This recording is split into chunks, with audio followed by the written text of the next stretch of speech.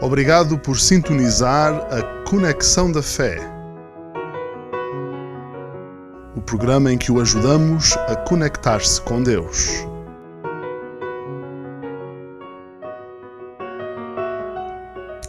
Olá a todos, sejam bem-vindos. É bom poder contar com a sua presença conosco nesta emissão. Temos como objetivo abrir a Palavra de Deus e gastar algum tempo na Palavra de Deus. A Bíblia é um livro de tesouros, tesouros que valem a pena encontrar. Este é o programa Conexão da Fé, o programa que procura conectar-nos com Deus, e é tão bom poder contar com a voz de Deus na sua Palavra eterna, a Bíblia. Muitos têm encontrado na Bíblia todas as respostas que precisam para a sua vida. São muitos e muitos os que dão testemunho da diferença que a leitura atenta da Palavra de Deus faz nas suas vidas. É bom poder estudar então a Palavra de Deus e hoje temos um tema muito interessante. O nosso tema fala da graça amplificada de Deus. Vamos ver porque é que demos este título. Vamos ler da Palavra de Deus no livro de Hebreus, capítulo 2. A Palavra de Deus diz o seguinte: mas em certo lugar testificou alguém dizendo: que é o homem para que dele te lembres? Ou o filho do homem para que o visites? Tu o fizeste um pouco menor do que os anjos, de glória e de honra o coroaste e o constituíste sobre as obras de tuas mãos. Todas as coisas lhe sujeitaste debaixo dos pés. Ora, visto que lhe sujeitou todas as coisas, nada deixou que lhe não esteja sujeito. Mas agora ainda não vemos que todas as coisas lhe estejam sujeitas. É tão bom poder explicar um pouco, falar um pouco sobre o tema da graça de Deus. Graça é favor não merecido. E podemos ver nestes primeiros versículos que nós lemos quão pouco merecedores somos do amor, da graça de Deus. E então este é o nosso objetivo hoje, através destes versículos, ver como somos tão pouco merecedores do cuidado, do amor, da graça de Deus. O versículo 6 diz-nos que o homem é um ser insignificante. O versículo 6 temos estas palavras: mas em certo lugar testificou alguém dizendo: que é o homem para que dele te lembres, ou o filho do homem para que o visites? Nesta passagem, o autor estava a referir-se ao Salmo 144. É interessante ver como o autor de Hebreus refere-se ao texto do Antigo Testamento, dizendo apenas: mas em certo lugar testificou. O autor de Hebreus estava a falar para um grupo de pessoas que estava muito bem familiarizado com a Palavra de Deus. E que não precisa de dizer, a Bíblia diz no Salmo 144, ou a Bíblia diz no livro tal. O autor do livro de Hebreus diz apenas: em certo lugar testificou alguém. Sabemos que quando estas palavras são escritas aos Hebreus, ainda não haviam as divisões por capítulos e versículos. Isso é colocado na Bíblia posteriormente para ajudar na leitura, e certamente é uma grande ajuda. Mas os judeus tinham formas de indicar se a leitura era deste livro ou daquele livro. Neste caso não foi necessário indicar, apenas diz: alguém disse. Nós sabemos que estas palavras referem-se ao Salmo 144. O autor de Hebreus então estabelece a palavra de Deus como sua autoridade. O livro de Hebreus é o livro do Novo Testamento com mais referências ao Antigo Testamento. Se nós queremos saber se alguma coisa é verdade ou não, a nossa autoridade deve estar apenas na palavra de Deus. Eu, quando era muito jovem, comecei a ler a Bíblia sozinho. E lembro-me que em muito pouco tempo li o Antigo Testamento inteiro e quase todo o Novo Testamento. Quando eu conheci, anos mais tarde, a pessoa que me levou a Cristo, o que aqueles anos de leitura da Bíblia tinham feito para mim era que eu considerava a Bíblia como a única autoridade. Se eu visse na Bíblia o que me estavam a dizer, então eu aceitava. Eu não precisava de pedir as opiniões, de querer estudar as literaturas dos homens, as filosofias humanas. Se eu visse uma verdade claramente ensinada na Bíblia, eu aceitava. Essa deve ser a atitude do crente, de utilizar a palavra de Deus como sua única regra de fé e de prática. A palavra de Deus abrange um conjunto muito grande de assuntos, e um dos assuntos é então o que é o homem. Aqui, nesta referência ao Salmo 144, mencionada aqui em Hebreus capítulo 2, a palavra de Deus diz que é o homem para que dele te lembres, ou o filho do homem para que o visites. Isto indica claramente a fragilidade do ser humano. O ser humano é uma criatura tão frágil, tão pequeno, tão insignificante. Pensar que Deus, Criador, sustentador de todas as coisas, se digne de olhar para o homem é um pensamento maravilhoso e quase impossível de aceitar. Mas ainda bem que temos a palavra de Deus que nos diz que, apesar das nossas fragilidades, mesmo assim Deus olha para nós e Deus se preocupa connosco. O homem é um ser frágil fisicamente. O corpo humano é imensamente frágil e ninguém pode sequer garantir que estará neste mundo daqui a 24 horas. Ninguém tem o amanhã garantido, porque a vida humana é algo tão frágil e apenas estamos separados da eternidade pela paciência de Deus. Apenas a paciência de Deus nos segura sobre o vácuo, sobre a eternidade, sobre uma vida inteira de estarmos ou na presença de Deus ou numa eternidade de condenação. Apenas a paciência de Deus segura-o neste preciso momento, minha amiga, meu amigo. Apenas a paciência de Deus o segura nesta vida. A vida humana é muito, muito frágil.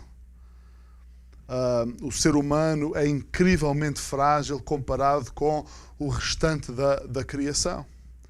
Se olharmos para o mundo animal, muitas vezes vemos imagens de animais que têm as suas crias e que no preciso momento do nascimento aquelas crias se levantam e começam a correr e a saltar.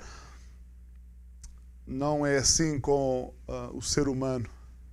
O ser humano, assim que nasce, tem que passar por um processo em que é completamente indefeso. Um bebé humano é das mais indefesas das criaturas. Também aí vemos a graça e a humildade do Senhor Jesus, que, sendo Deus, Criador, sustentador de tudo, mesmo assim quis passar por um nascimento humano para poder se identificar connosco e poder ser o nosso Salvador. O ser humano é frágil se o compararmos com a grandeza de tudo aquilo que rodeia. Apenas conseguimos ver o brilho das estrelas. Sabemos que elas produziram aquele brilho, mas não conseguimos sequer ver, não temos quaisquer instrumentos ópticos, não há telescópio nenhum com lentes poderosas o suficiente para vermos qualquer uma das estrelas, apenas conseguimos ver a luz que elas emitem.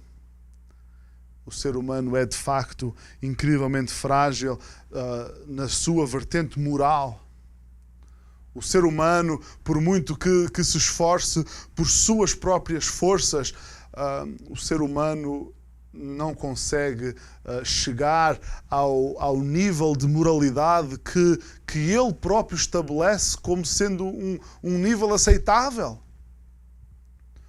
Vivemos numa época da história em que uma grande quantidade de pessoas acreditam nas teorias evolutivas, acreditam que o homem evoluiu segundo um processo darwinista, que o homem veio dos primatas e que é apenas uma forma mais evoluída do que um chimpanzé.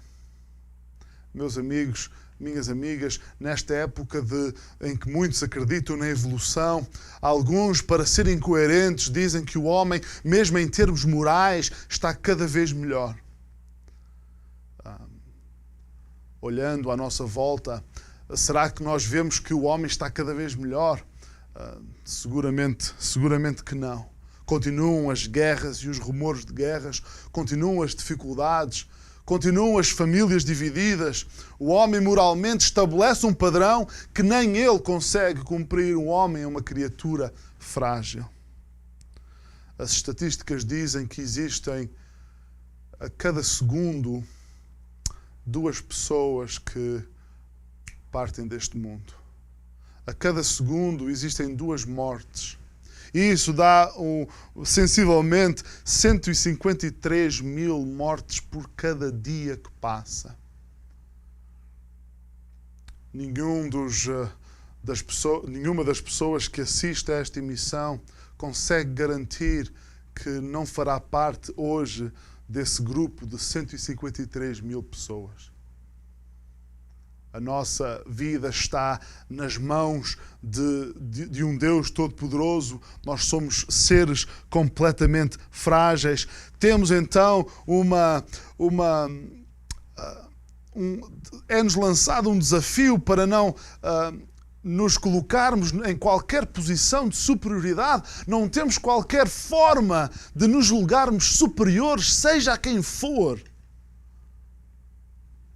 Mesmo aqueles que têm grandes riquezas, a Bíblia avisa que as riquezas são como um pássaro. As riquezas facilmente ganham asas. Hoje estão aqui e amanhã já não existem. Meus amigos, minhas amigas, precisamos estar sempre conscientes da nossa fragilidade. Quanto mais conscientes estivermos das nossas fraquezas, mais nos iremos conseguir apoiar nas forças do nosso Deus. Deus diz-nos que o seu poder se aperfeiçoa na fraqueza. Quanto mais admitirmos que não somos capazes, mais iremos colocar-nos naquelas situações em que só Deus consegue agir. E quanto mais virmos Deus trabalhar, mais iremos confiar nele naquelas outras situações que irão acontecer. O homem, então, é um ser insignificante. E, em segundo lugar, esta passagem diz-nos que o homem é um ser engrandecido imerecidamente. O versículo 7 diz: Tu, falando de Deus, tu o fizeste um pouco menor do que os anjos. De glória e de honra o coroaste e o constituíste sobre as obras de tuas mãos. O versículo 8 diz: todas as coisas lhe sujeitaste debaixo dos pés. Ora, visto que lhe sujeitou todas as coisas, nada deixou que lhe não esteja sujeito. A palavra de Deus aqui ensina-nos que o ser humano é criado por Deus. Aqui é dito que Deus fez o homem um pouco menor do que os anjos. está-se a referir, obviamente, a características, todas as características que têm a ver com o facto de os anjos não estarem limitados ao que é material. Os anjos têm a possibilidade de estar em lugares sem serem vistos. Os anjos têm a possibilidade de entrarem em lugares sem a necessidade de abrir a porta. Portanto, os anjos não estão limitados pela materialidade. E isso dá-lhes, então, a força, a possibilidade de conhecerem mais, de fazerem mais. E então a materialidade constitui-se como uma limitação. Mas mesmo então estando limitados pelo que é material, mesmo sendo inferiores, Deus fez o homem e constituiu o homem como coroa da sua criação. O homem foi colocado no controlo de todas as coisas que Deus criou. O mundo e tudo aquilo que nele existe foi colocado debaixo do homem para, então, servir ao ser humano. E isso sabemos que é imerecido. Posso aqui acrescentar uma nota que Jesus Cristo, apesar de na sua divindade não estar limitado ao que é material, Jesus Cristo é o eterno Deus. João capítulo 1, versículo 1 diz: no princípio era o Verbo, e o Verbo estava com Deus, e o Verbo era Deus. O Evangelho de João começa o primeiro capítulo dizendo que Jesus criou todas as coisas. Estas palavras do primeiro capítulo de João são palavras com muita força. Nada do que é feito, sem Ele, diz o Evangelho de João, sem Ele, nada do que foi feito se fez. Jesus, então, é o Criador de todas as coisas. Sempre existiu. Dele são as saídas da eternidade. As suas saídas, diz o livro de Miqueias, as suas saídas são desde os tempos da eternidade. Ele é eterno. De eternidade a eternidade, tu és Deus. Ele é o Alfa e o Ômega. Jesus Cristo, apesar de toda esta grandeza, então esvaziou-se a si mesmo, segundo Filipenses capítulo 2. Jesus esvaziou-se a si mesmo e fez-se homem. E foi obediente até à morte e morte de cruz. Apesar de ser tão pequeno e tão insignificante, Deus coloca o homem na autoridade de tudo aquilo que Ele criou. Até sobre os anjos o homem será juiz. E isso claramente é algo que nos deve fazer perguntar: que fez o homem para merecer isso? Que característica especial Deus viu no homem para lhe dar tudo isto que lhe deu? Um dia este ser que até é inferior aos anjos, Deus entregou-lhe todas as coisas e um dia até será juiz dos próprios anjos, diz a palavra de Deus. Todos aqueles que confiarem em Jesus serão um dia reis e sacerdotes com Ele. Tudo isto, que fez o homem para merecer tudo isto? Absolutamente nada. Tudo isto é dado ao homem pela graça de Deus. A palavra graça significa um favor não merecido. É tudo pela graça de Deus. Alguns ensinam por aí que o homem, depois de salvo, pode perder a sua salvação, dizem eles. E que o homem tem que se esforçar para manter a sua salvação. E utilizam falsamente alguns versículos que não têm nada a ver com o assunto, esquecem-se de ver os contextos e, atenção, um texto fora do seu contexto torna-se sempre um pretexto.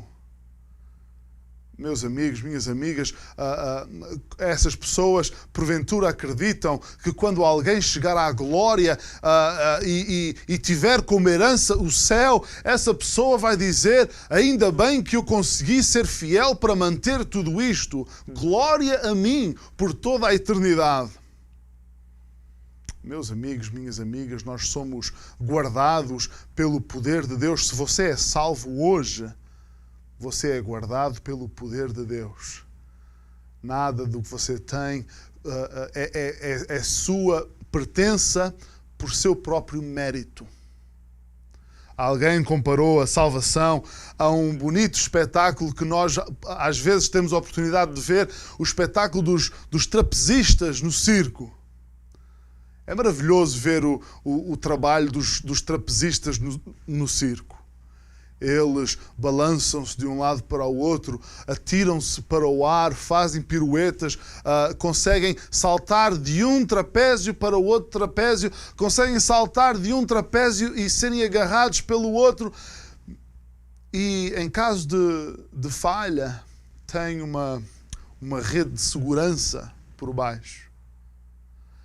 Para o mundo que está sem Cristo, a vida do cristão deveria ser como a vida de como um espetáculo de um daqueles trapezistas. Aquele que está sem Cristo devia olhar para a vida do cristão e ficar maravilhado. Como é que ele consegue? Como é que ele consegue ter esperança no meio da situação a que está a passar? Como é que ele consegue mudar as suas atitudes, mudar os seus desejos? Como é que ele consegue ter a força que tem? E dizem que quando o crente falha, é a graça de Deus que o ampara. Usando este exemplo, podemos dizer que se você ou eu fôssemos ao circo e víssemos um trapezista que estava sempre a cair na rede de segurança, íamos ficar um pouco na dúvida. Um trapezista cair na rede de segurança de vez em quando ainda é aceitável. Mas se um trapezista não conseguisse fazer qualquer habilidade e qualquer movimento que fizesse caísse naquela rede, podíamos dizer com segurança: aquela pessoa não é trapezista. Da mesma maneira, não basta dizer que é crente, não basta dizer que é salvo para poder viver a vida que Deus tem para ele. Sim, os crentes falham, os filhos de Deus, aqueles que já nasceram de novo, falham e continuam a errar. E quando erram, é a graça de Deus que os ampara, porque não fazemos nada nem para ser salvos, nem para manter a salvação, nem para viver a vida cristã. Para o crente, ou é Cristo ou é nada. Mas aquele que diz que é salvo e a vida dele não exemplifica qualquer réstia do poder de Deus, então é bom que esse analise a sua vida. Corra para Cristo antes que seja tarde demais. Admita o seu pecado diante de Deus e receba de uma vez por todas Jesus Cristo para ser o seu Salvador pessoal. Chegamos ao último ponto desta mensagem, quando vemos que o homem, para além de ser um ser insignificante, para além de ser engrandecido imerecidamente, vemos também que o homem é uma obra inacabada. O final do versículo 8 diz: mas agora ainda não vemos que todas as coisas lhe estejam sujeitas. O ser humano ainda não reina sobre os anjos. O ser humano ainda não é rei e sacerdote com Cristo. O ser humano continua ainda a falhar frequentemente. Mesmo aqueles salvos por Cristo e eu, à cabeça de todos eles, continuamos a falhar diariamente. Portanto, esta obra que Deus começa na vida de todos aqueles que já receberam Jesus para ser o seu Salvador, esta é uma obra em andamento.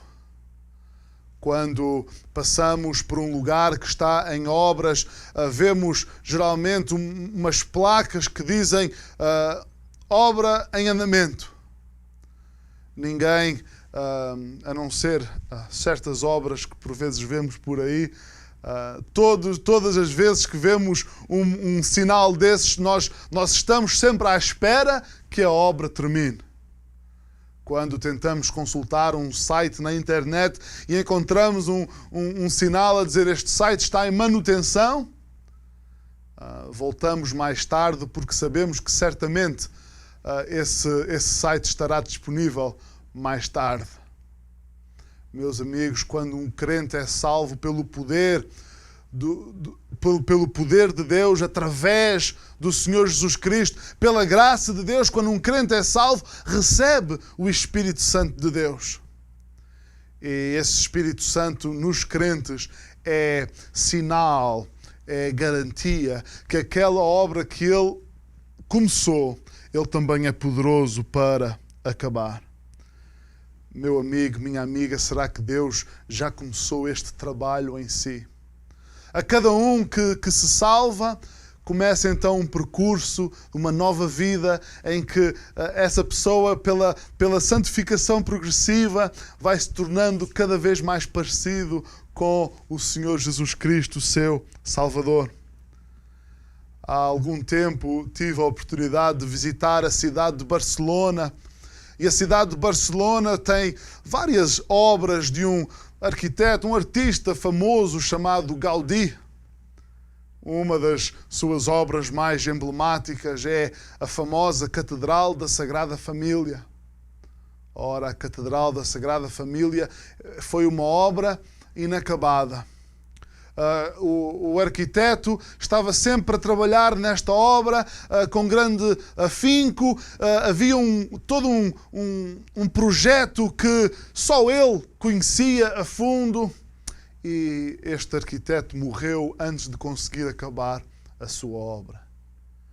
Meu amigo, minha amiga, você que me ouve, se Deus já começou uma obra em si, Ele é poderoso o suficiente para a acabar.